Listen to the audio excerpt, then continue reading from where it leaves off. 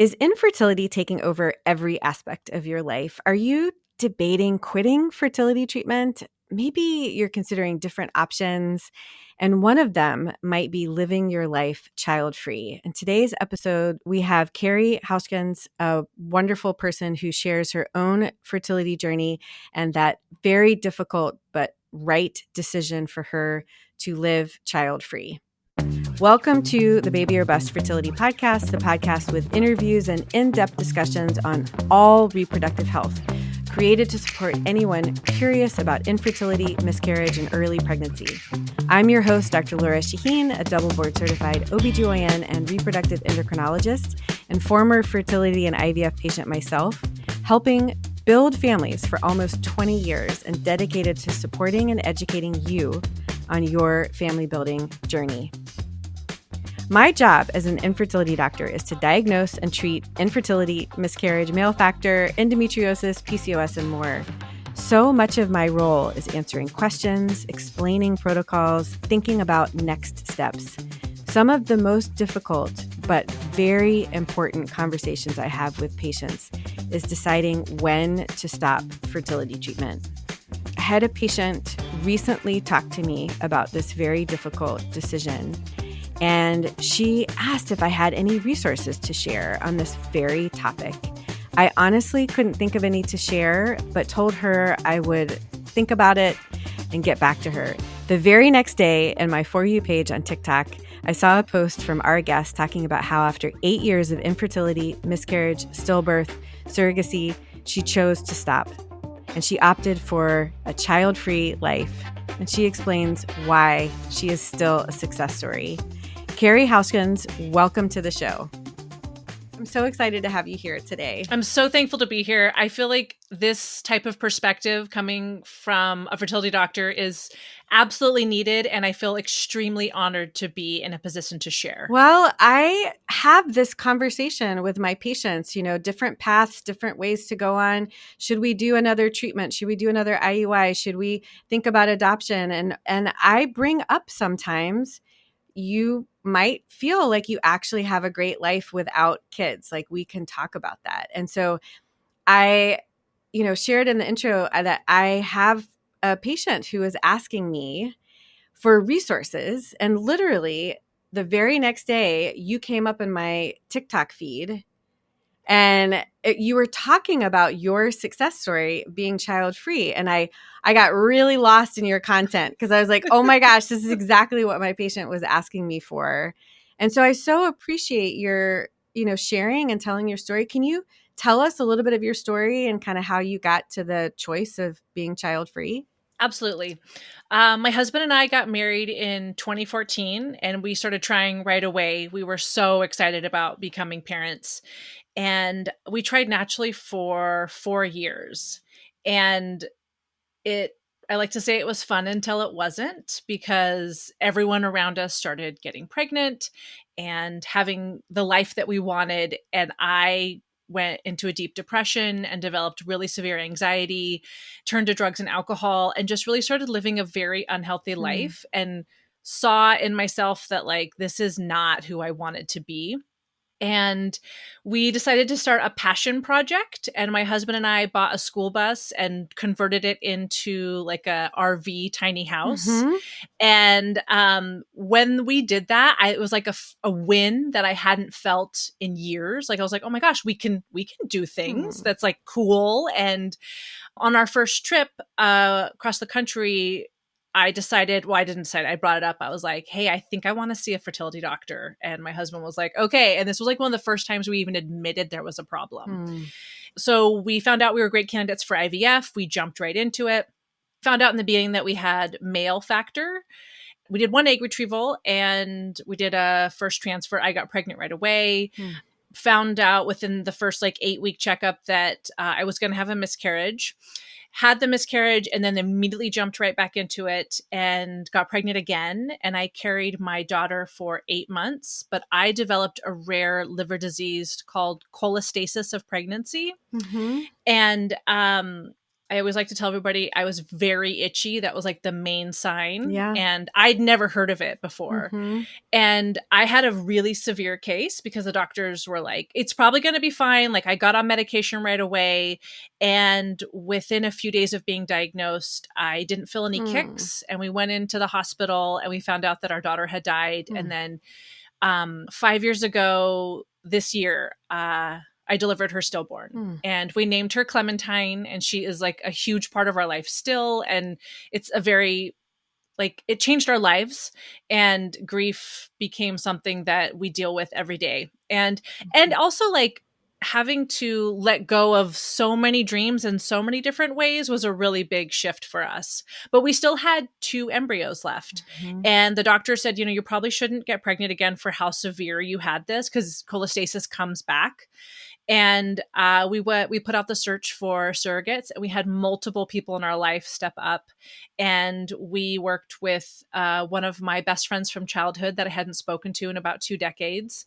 Oh my gosh. I know. And like, oh, just there was so much love in this. And Mm. she got pregnant with both of our embryos, but ended up having two miscarriages. Mm. And then after that, we looked into adoption. And the more I researched adoption in California, at least, the more uncomfortable I felt with it. And we decided to embrace our child-free life. Oh my goodness, Carrie. In less than 5 minutes, I just went on that journey with you, and I Mm-hmm. am so very sorry for your losses. Thank you. I I'm just trying to sit in it for a second and really empathize with Mm-hmm. exactly what you went Mm-hmm. through. And nobody can ever truly understand. You Right. said something that was so insightful, though, and I wanted to bring it out of what you said, just that we let go of so many different dreams. And what I imagined is the dream of conceiving without assistance. You said the Absolutely. word natural, but like never imagining that you would need a fertility doctor. Then the dream that first, time you did an embryo transfer, you got pregnant. Yep. Boom, there it is. That was the Yep. problem. And Absolutely. That's what we felt. Oh, we fixed it. That's it. totally. And then, oh my gosh, to have such a late loss and to have Clementine for such a short time. Yeah, Um, that was really hard. And again, like I said, it changed our lives. Like Absolutely. it put so many things into a different perspective for me. And I was never the same person after. Absolutely. May I ask, and it's okay if you Hmm. don't want to share, but there's so many different ways to honor that child. And people have come up with so many beautiful ways. And I'm just curious if you and your partner found a way to honor her.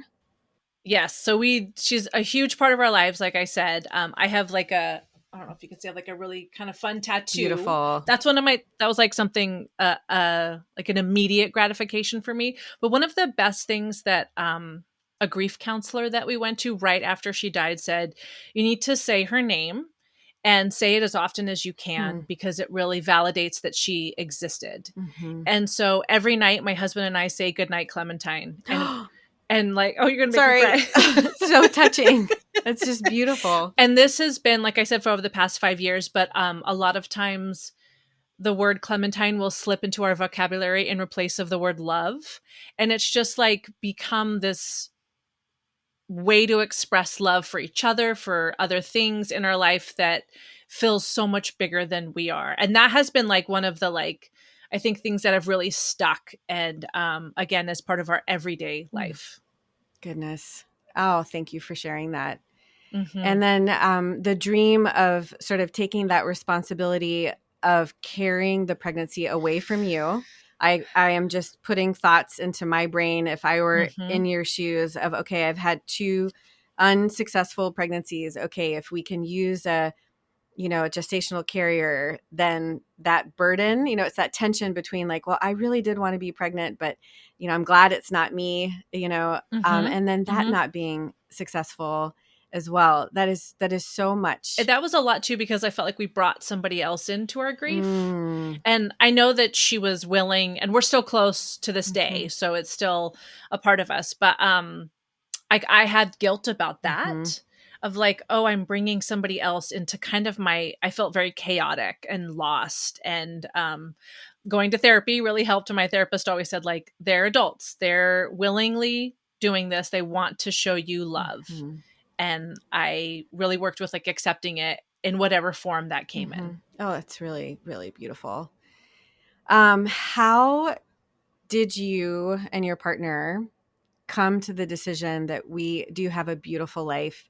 There are many paths to, building a family, like you said, adoption, or I'm sure somebody said, oh, maybe do IVF again, make more embryos. I Mm-hmm. mean, there's so many different thought processes. How did you guys make that decision? It's interesting because I feel like in the beginning, we put up all these boundaries of like, oh, we thought we would never do IVF. And then, oh, we thought we would never work with the surrogate. And we kept hitting the boundaries of like, oh, we're in that spot. And I knew I wasn't done yet. I wanted to keep going. And my husband felt the same way. We had a lot of open communication about this. And I remember the day that our surrogate had, like, we went to we were going to graduate from the clinic, Mm-hmm. and the doctor said there's no heartbeat. And like they're like, it just stopped. Like this baby is measuring exactly where it should be. And I just knew it in my bones that I didn't want to feel that sad anymore. Like I didn't even cry when it happened. And my friend was crying. My mother was there. She Oh was my gosh. crying. And I was like, I don't feel like, I just felt numb to it. Like my body was in the survival mode Mm-hmm. that I wanted to feel something again. And I came home and I remember my husband was at work and I had like 2 beers waiting for us, and he came outside and I just said, I think I'm done. And he said, we've hit these boundaries before. We've said that before and we've kept going. And I want to just make sure that you really feel that way. And I said, I think I'm just so tired of being this sad. Mm-hmm. And he said, I think we could be happy, just the two of us. And we like cheers our beers. And then I felt relief. Like it was like, okay, we're on the same page. We're talking about it.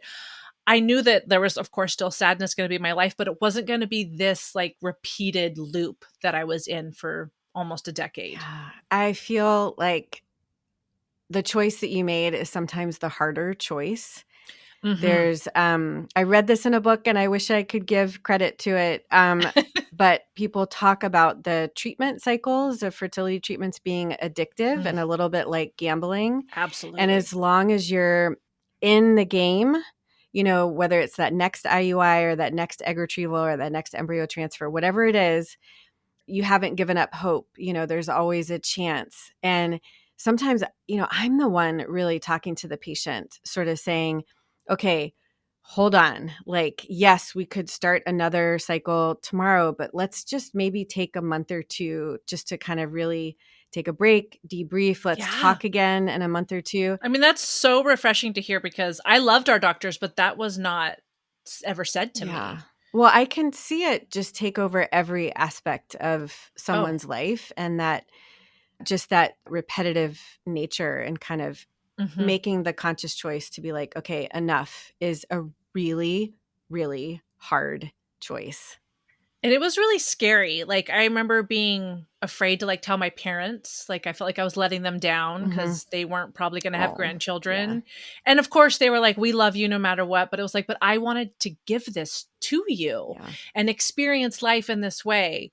But I do remember when we stopped trying, I felt like I had more space in my brain to like think about food, my home, my work. Like I realized how everything had revolved around it. And I was drowning in this. Okay, well, the next steps. It was always the next steps. Okay, well, what's next? Because technically we could have gone Mm-hmm. on forever.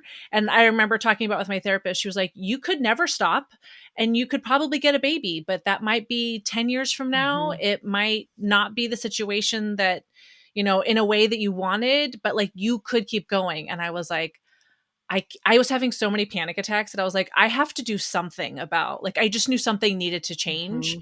And I felt very out of control. And this was like something that I could control. Like I could make this Oh, decision. that's so interesting. We talk so much on the show about how you do feel out of control of your life and your plans and your future, and like you're just out of control of fertility. And sometimes you just want to take control back. And sometimes we're Yes. talking about, well, you buy like a shelf full of supplements. That's like taking Sure. control back, or, Yes. you know, uh, just that control is so hard to, and I hadn't honestly thought until you said that, like actually choosing to stop is actually one way to take back control of your life. Thank you for pointing that out. Absolutely. Yeah. Yes. Well, and I feel like because with like fertility treatments and things, it's so timed and scheduled. And we had such a beautiful color coded chart that I felt in control in that way of like, oh, I'm doing the necessary things. And I couldn't even like fathom the idea of not having that, like not having the baby, not working this hard, because I didn't want to be the person that didn't try hard enough. But I think what that comes down to is how other people perceive me. And that was like, okay, well, I can't live that way. That's a slippery slope. And this was a way to like feel good about myself. And it wasn't what a lot of people expected, but also again, that it wasn't their choice. I have a question for you. When I am having this conversation with patients, this is something that I talk to them about. So I'm curious. For some people, stopping just means stopping actively trying, meaning like not doing another egg retrieval or taking more medications or things like that. But they'll still not use birth control just in case. And then other people are like, no, if I'm stopping, like that sort of, I'll never stop thinking about when am I ovulating and timing. And so they'll actually, use contraception. And I'm just curious, did you guys have that discussion? We did. And specifically with my gynecologist, because she Yeah. was like, I think you should go on birth control. And I didn't have a good experience on birth control. And so I was like, that's not for me. And my husband for a first couple of years, we were like, well, if it happens, it happens. But I'm not like, I stopped thinking about it. Like I actively would like shut it down. I got rid of the like all the testing in my house and I stopped tracking my period. I think that was one of the biggest things for me because I was so like concerned of what cycle day I was on and where I was. And that really let that go.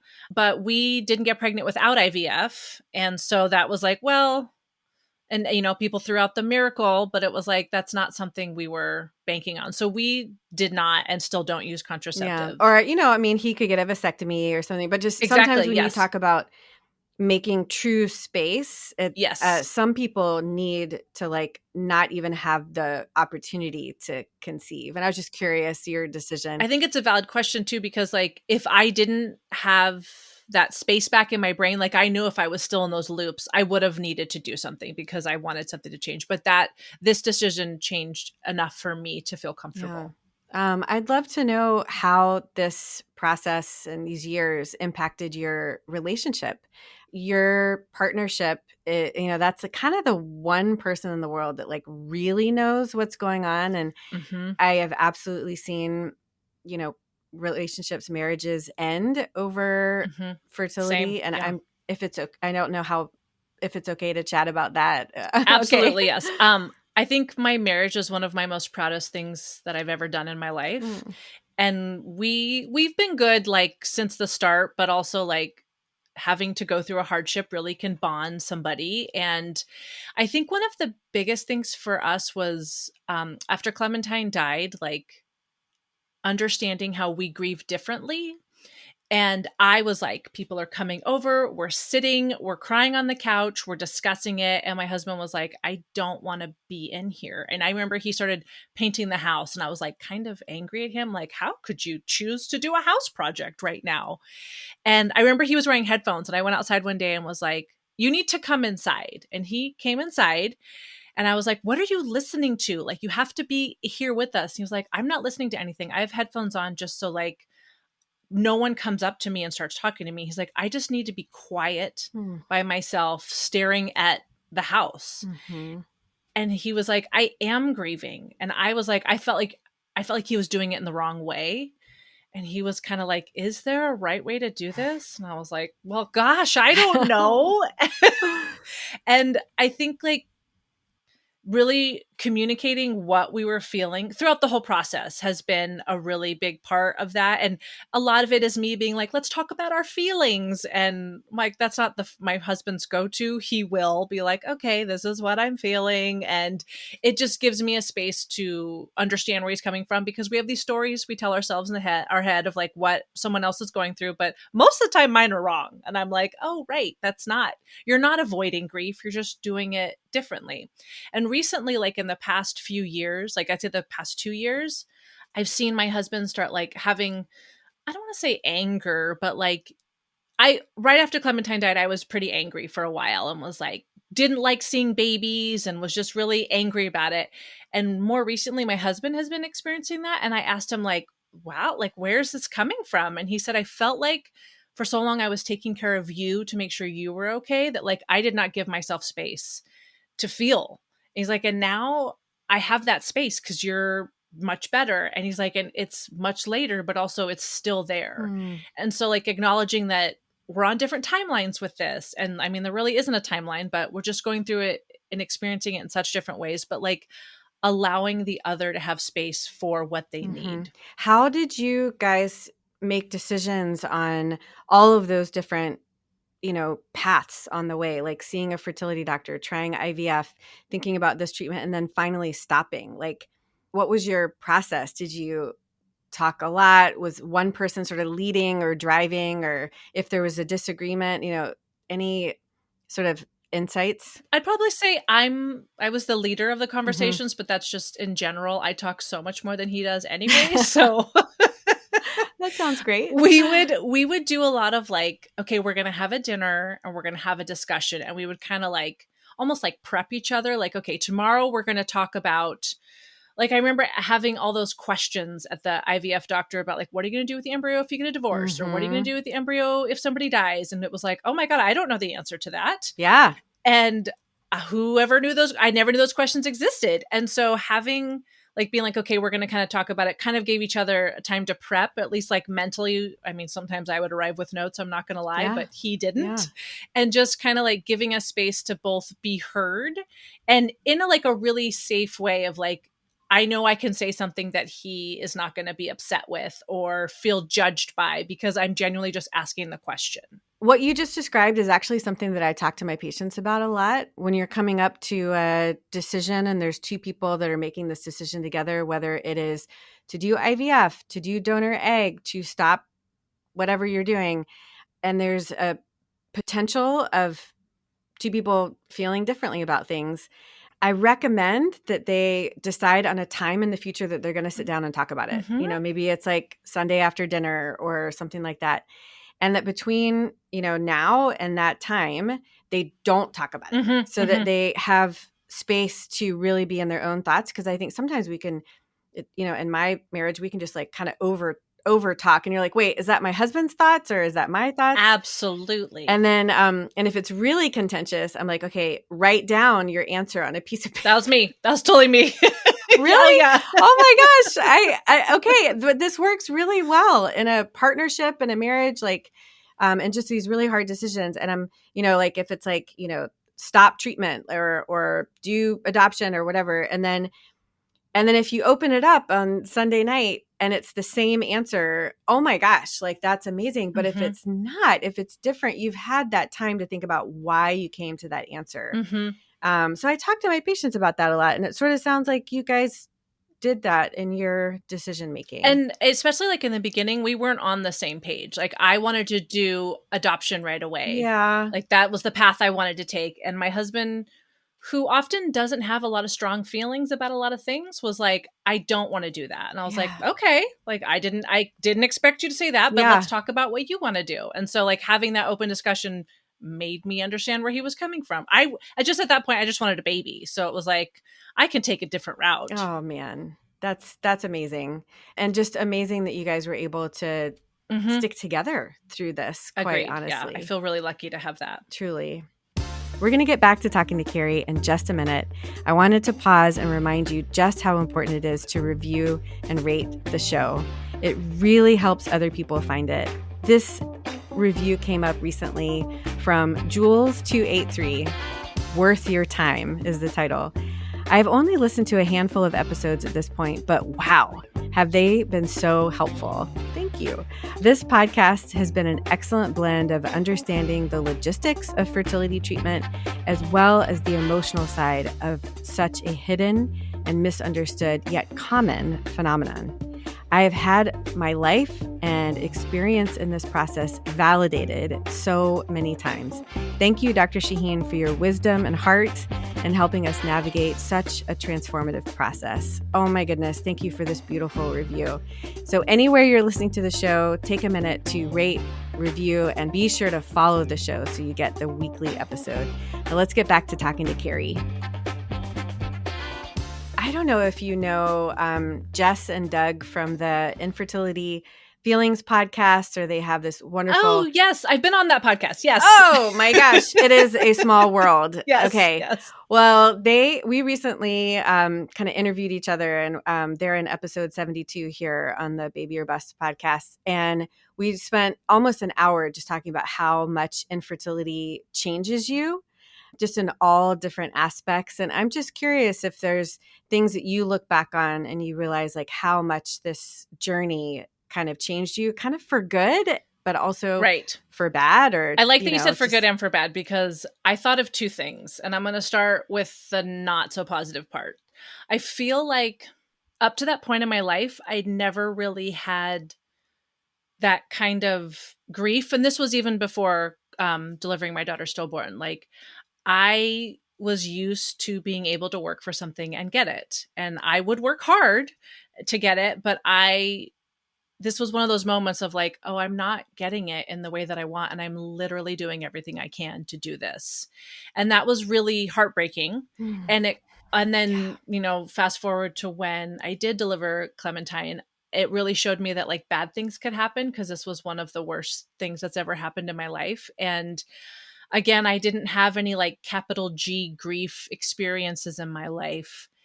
And this hit me in the face. And it was really hard to like wrap my head around and be like, okay, I'm going to be okay. But I did know I was going to be okay. But it was just, that was like the first like negative part. But I feel like on the flip side of that, dealing with infertility has really showed me that there is so much love to be given and received in non-traditional familial ways that I was unaware of. Society didn't really teach me that. And I wasn't looking for that. I think that's a big part of it. I wasn't looking for ways to lift other people up in this kind of sense. And I get to experience that now in a way that like I have so much space for my friends and family that I don't think I would have had if I had children. And I am able to show up for people in a way, especially in a grief aspect, that I wouldn't have known how to do so if it weren't for this. And I get to show love in so many wonderful ways that I had never imagined possible. Oh, that is really beautiful. Yeah, I have my own fertility journey, and and talking to Jess and Doug, that they do too. And I feel like for me, it was very humbling, but it showed me the beauty of resilience. And just kind of, yes, you're right, that sort of deep grief. And looking back on my life, I learned the most from the struggles. Absolutely. Just and the big the infertility, that was one of the biggest struggles I've faced so far. But there is beauty in that too. And like another thing I think is the community behind it. Like, I didn't want to talk about it for so long because it was like, oh, well, I'm going to be pregnant. I don't need to be part of that community. And then once I started chatting about it, and especially online, and was able to like connect with other people, it was like, oh my goodness, I am not alone in this. Nobody I know in my like immediate life is talking about this. And so that was another way that like love got to be shared, of like, me too. Like, I feel that way too. I feel like I've said this a lot, but infertility or miscarriage, it's a club that nobody wants to join. Yep. But if you find out that you're a member, there is so much love here, and there's so many people that will reach out and support you. And it doesn't really leave you. I know that, I am past that particular struggle. You have made a decision. You're past being in the treatment zone, but it doesn't really leave you. And here you are sharing your story and giving back, and it's truly helping others. I was curious, and I wanted to ask, how did you decide to share this on social media? I mean, it's a really unique voice, and it needs to be out there. Thank you, because it was very scary. I remember being with a friend, and like we were driving in her car, and I was on Facebook on my phone, and I saw like somebody had shared an article about fertility and struggling. And I, this was, 2015 or something. So like I was like, oh my God, somebody else is dealing with this. And I immediately showed it to her. And her first response was, well, you should share.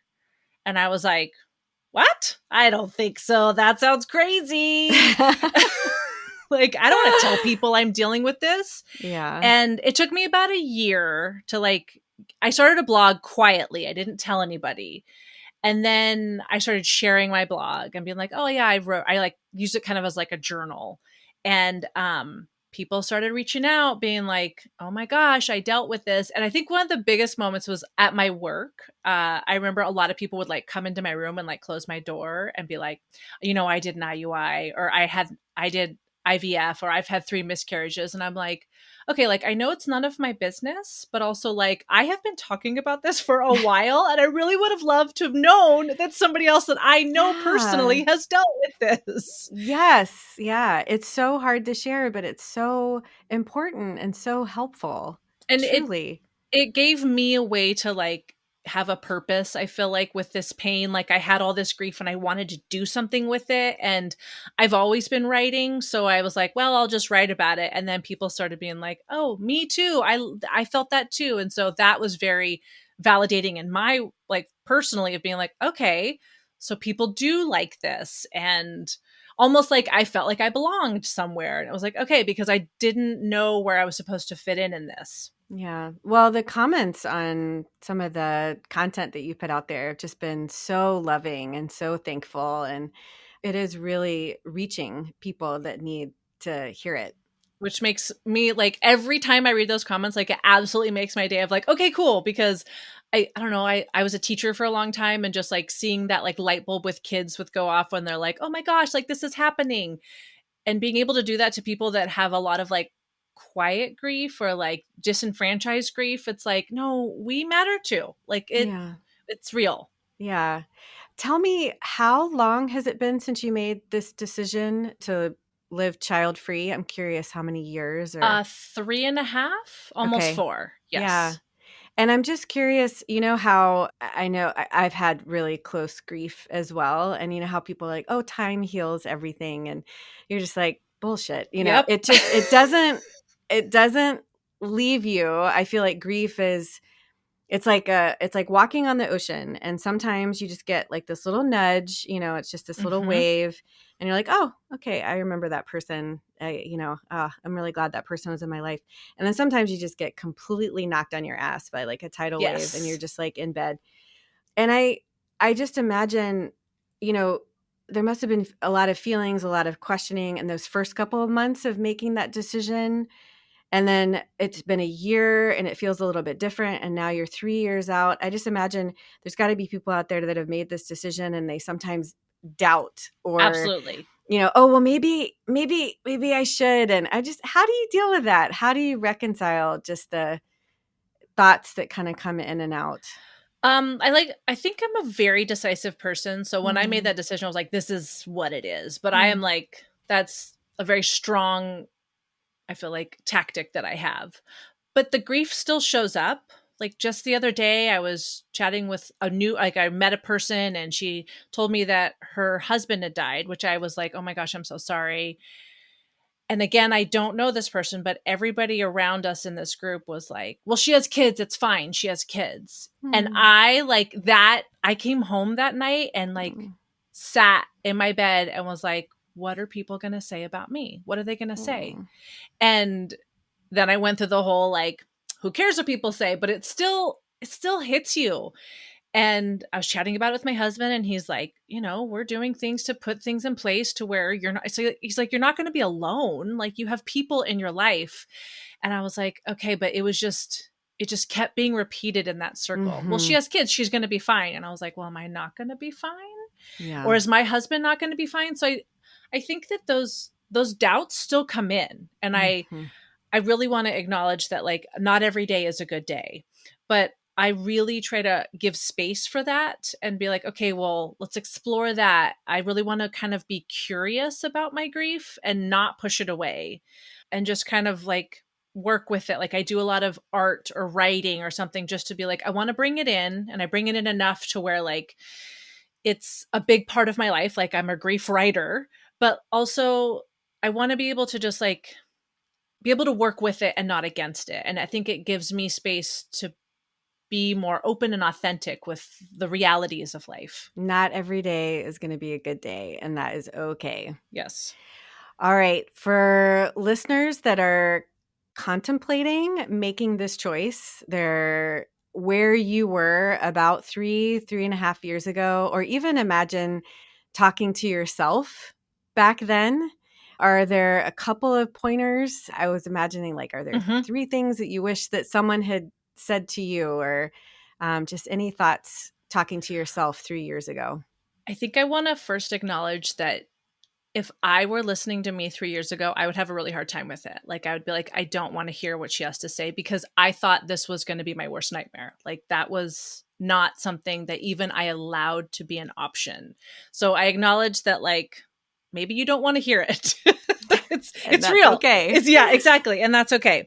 I think a big one for me was trying to remember who I was outside of my fertility treatments. Like, I was so wrapped in it that everything revolved around my fertility. Like, my husband and I, we loved to travel. We still love to travel, but like, we really stopped a lot during that time. It was like, well, I can't be because I'm going to be pregnant, or we're probably going to start a cycle then. And I really like stopped my life in a lot of ways. Another big one was letting people in and letting people help you. And that doesn't mean that you have to get on TikTok and tell the story, but just like being open about it with enough people so they at least are aware of what's going on. And also on the flip side of that, they're probably going to say, how can I help you? And you're not going to have the answer because you don't even know what you need help with. But I think it's a start of a way of being just like, I'm dealing with something that people don't often see. And because it can be such a isolating experience. Mm-hmm. And opening up, at least with some people, has been a life changer for me because it really created some bonds that I never expected. And a lot of people that I didn't know showed up in a way that I was really unaware of. And a lot of people that I expected to show up did not. That was very surprising to me. And I allowed it. I was like, okay, if you're here to help me and talk about this, I really want to bring you in. It's just made me think you're opening yourself up to receive that love Yes. that you did see. Yes. And if you don't open up, I mean, yes, it can be painful when you don't get what you're expecting from Absolutely. people, but you are allowing yourself to receive that. I Yes. appreciate that. Thanks for saying that. I have one of my dear friends today is somebody that I would have never expected to be friends with. But when I opened up to her and she was like, oh, I did 7 rounds of IVF. And I was like, what? And Mm. she was able to hold my hand through it. And I would have never, that connection would have never have happened. And then I think one that I often didn't do for myself enough and still sometimes struggle with today is giving myself like a lot of grace, because like, how are you supposed to know what to do in these situations? Like, we've never, even if you have done 7 rounds, each time is a different experience, and it's, you might know the like steps and the medication to take, but how are you supposed to know how to deal with this? You're not really. Mm-hmm. And so like giving yourself grace with that. I lost one of my best friends through this experience, and the jealousy that I had was something that I couldn't even name because I thought that I wasn't supposed to feel that. So there was like, well, there's no way I have that feeling because people tell me I should never feel that. Mm. And like, while neither of us knew what we were doing, I can look back on it now and be like, we both were doing the best that we could. And we had a really great friendship for when we were best friends. And that's okay. Like, I Mhm. can give myself grace of like, I might have not behaved the way I really wanted to, but how was I supposed to know how to behave? Yeah. Oh, thank you. Well, Carrie, I really appreciate this conversation and all that you shared today. How can people find you? I people have got to go to your blog. I just got lost in it, but tell us how we can find you. Blooming with Care is my name across all handles. I'm mainly on Instagram. I'm on there a lot. I'm also venturing onto TikTok, which is, I love how that's how you found me. It is. I have noticed there's like not a lot of child-free after infertility people on TikTok, and I have been searching for them. So also, if you are that, I'd love to connect. That's great. And then I have a website, bloomingwithcare.com, where I'm actually taking a lot of that writing, and I'm currently writing a book right now. And I'm looking for representation. Just want to drop that out there. All right, podcast listeners everywhere, do your thing. Reach out to Carrie, Blooming with Care. Help her. That's great. You're opening yourself up to receive help. Yes, my editor has been like, tell people. That's wonderful. Oh my gosh. Well, thank you again, and just really, really enjoyed this conversation. I feel, again, really honored to be in this position, and also kudos to you for looking at this side, because I don't feel like it's often acknowledged, and I appreciate you. Oh, thank you. I really hope you enjoyed this conversation. I absolutely loved connecting with Carrie. I had found her on social media and really read through her website and blog. I felt like I had gotten to know her, but wow, she really impressed me with how much she's been through, how much she's learned in the process, and her willingness to help others by sharing her story. And what an incredibly important decision it was for her to choose to stop treatment, and where she is today after that really difficult but right decision for her and her husband. I really enjoyed this episode. Find this episode and all others on my website, drlorashahine.com. You can find more educational content on YouTube, Instagram, TikTok. I just love educating. Send us an email to hello@drlorashahine.com to share people you'd like us to interview, topics you'd like me to cover. Thank you to our friends at Seattle Sperm Bank and Braze Runs Production for sponsoring the show. And thank you to my producer, Shannon Perry, and her team at Audiotocracy. This is your host, Dr. Lora Shahine. See you next week. And until then, wishing you love, luck, and pineapples.